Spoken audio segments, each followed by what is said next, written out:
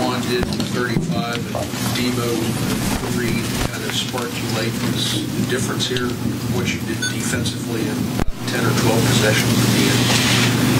Yeah, we were trying to play some matchup, some point drop, and because they were, I think they scored, they were 7 of 8, I think, to start the second half. So we tried to go play some matchup, and we were a little better than that, but not very good. And when they cut it to 1, I said, well, why don't we just find out if we can guard and if we can get stops and if we can do what we're supposed to do. And I thought we did a great job. Really took away their dribble handoff series, took that stuff away, and kind of kept it on one side of the floor finally.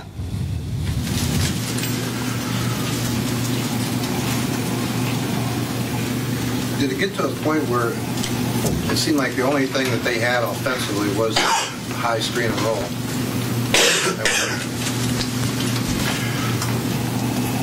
I mean, I told you for 7 years we're going to take them out of what they want to do, and it's going to come down to we got to guard the ball and we got to guard the pick and roll.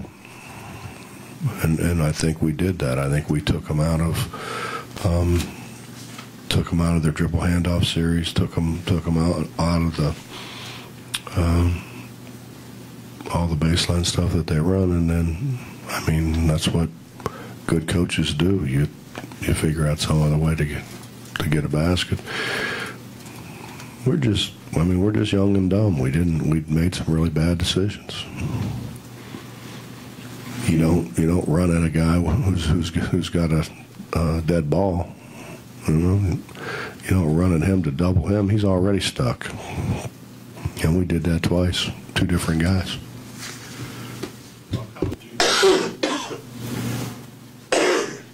How would you sum up Juwan's day? He wants to win. I think that's the biggest thing. He wants to win. We changed some stuff that I thought that we could take advantage of. Just kind of tried to spread it a little bit more and let him play off the bounce a little bit more, and let Aaron play off the bounce a little bit more, and Terry. And I think honestly we got kind of what we wanted. We thought we could get to the free throw line, and I'm just watching tape, and we were able to. But I mean, Mitch, I've said it 1,000 times. The kid cares, and he works. He puts time in. He studies film. He wants to be a really good player, and I'm really proud of him. Proud of the fact that he hasn't backed off. He's kind of turned into what a lot of the other guys that I've had that ended up being great players have had. You tell them, get out of practice, man. I want to, we need to save your legs a little bit, and you turn around, he's right back in, and that's the way those other guys were. And he's in early, he stays late. He's the kind of guy that you hope has success because he's earned it. Coach, how about the job you guys did on Southwell? It seemed that Foster and Gibson got theirs, but Southwell really struggled. Well, obviously, we wanted to do a better job on those 2, but Shane's a tough matchup, and we changed how we were going to guard him, and I think that helped us a little bit. But I mean, he missed some shots. Let's be honest, he missed some shots that if they go in, he's a lot harder to guard.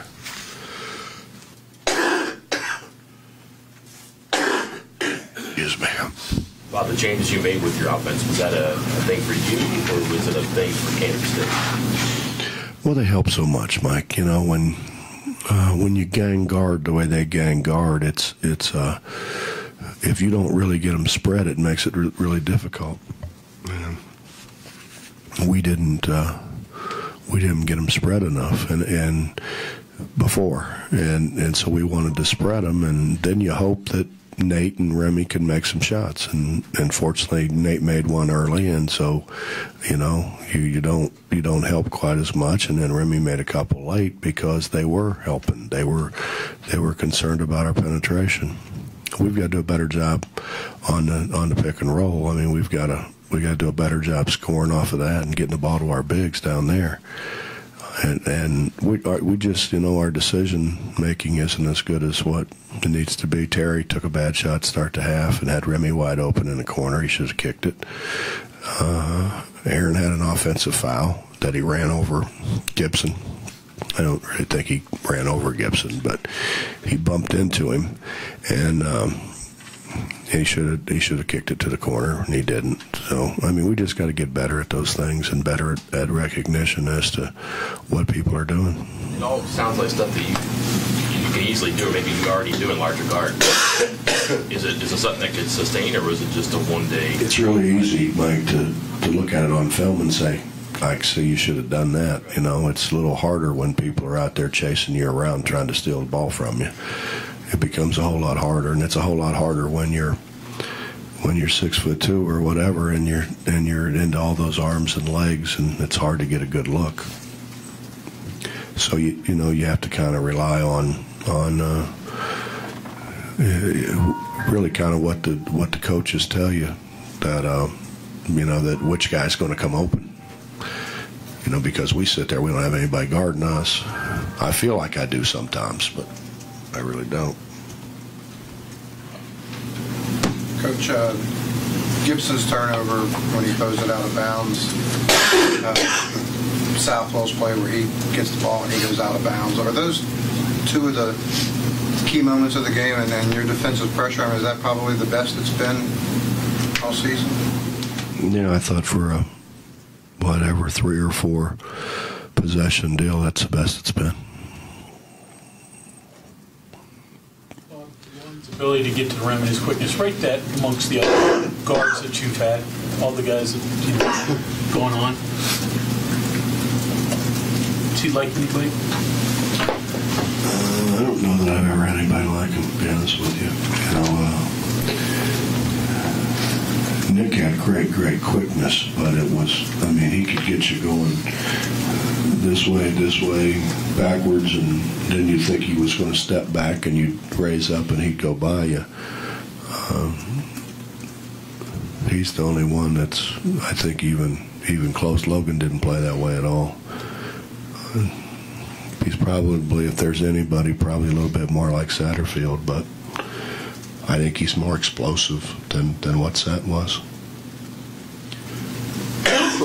Coach, after the first game, you said that the game would be different here. That's not something that you typically do. What sparked that, and did things play out the way that you thought? Well, I thought we were horrible. And they played pretty well. And I read where Bruce said that that's maybe their best game of the year. And I'm thinking, okay, well, that's their best game of the year, and we were awful. We were just dreadful. So I thought, if that is the case, well, then we're going to play better. So.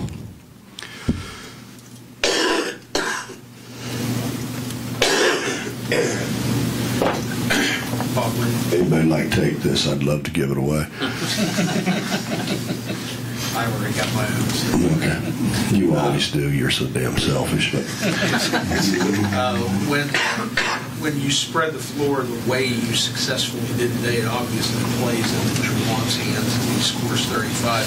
But still, does it surprise you that you win and Terry and Aaron scored 2 points between them in the second half? I could see you sitting here after a loss saying, we can't win if Terry and Aaron score 2 points. Probably. Let's be honest. Juan's not going to get 35 every game. But he did today. If you give him space, he's so hard to guard in space. Because he's got such great explosion. And I think that the difference really is that he can make shots now. They didn't come running at him like they run at Terry and Aaron, and he made a 3. He's able to bounce it into shots. And when you got a guy coming at you like he is, and you're back on your heels, and he steps into shots, he's going to get a good look. They're not going to pressure that because they're back on their heels. But to answer your question, probably not. But honest to God, Dave, I thought Remy could score as I thought they were going to help. I thought we'd get a little bit more out of our bigs than what we did, but they're getting better. They just, they just don't understand how hard it is. It's a hard game. They just don't. They just kind of want it. They go pretty hard for a while and then they relax, and you can't do that. Expand what Dave asked even more. Do you believe that you were going to win a game with those two guys getting 2 points in the second half, being outscored 48-26 in the paint, giving up 62% field goals in the second half? I mean, that's a lot to overcome. It is, Bob. But in all honesty, that's why I keep harping with those guys that you can always guard. We didn't guard for a prolonged period of time, but we're going to work into where we are. But we did guard pretty good when we had to guard, and you have to rebound the ball, and we didn't do a great job of that. But we got ourselves some second opportunities. I mean, really should have, when Devin missed the dunk, we probably should have had that ball. We kind of slapped at it and knocked it out of bounds rather than securing it. But you got to win some like this, You got to win some like this. You got to win some when people don't play their best, and somebody else has to step up. And obviously, Jawan did. Coach, did that answer your question? That's all. We're good. It's kind of off the subject, past halfway conference right now. Is it weird at all that you guys haven't seen Kansas or Iowa State or Oklahoma yet? I haven't paid attention, to be honest with you. I mean, I know we play Oklahoma. Tony told me on the radio, I didn't even pay attention. I have no idea we play after that. Don't care, really. We tell them don't look ahead, and why? Well, honest to God, I don't know. I don't know who we play or where or when or anything.